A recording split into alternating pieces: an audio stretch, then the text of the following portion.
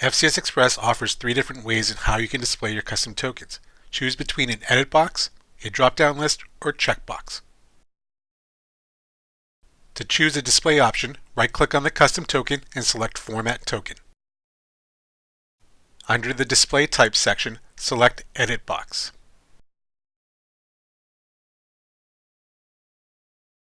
The Edit box allows you to enter a customized value that can be used in other equations. Within the Custom Token window, you can see the custom value update in real time.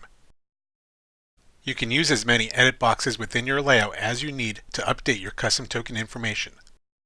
Drop-down lists allow you to define values that can be chosen from a menu.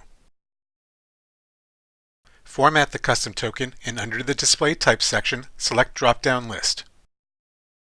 Within the Choices field, enter the values to be used within the menu, each separated by a comma.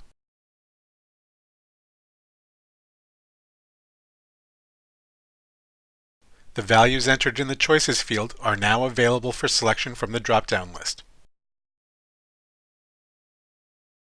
As seen with the edit box, the custom token value updates in real time upon selection. Checkboxes can also be used to display your custom tokens.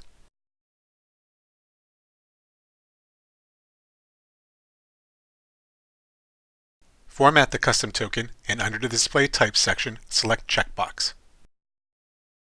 The custom token will evaluate as true if the box is checked or false if the box is unchecked. As with any custom token, a checkbox can be used reflexively within another custom token. If you have any questions, please email us at support@denovosoftware.com or visit us at denovosoftware.com.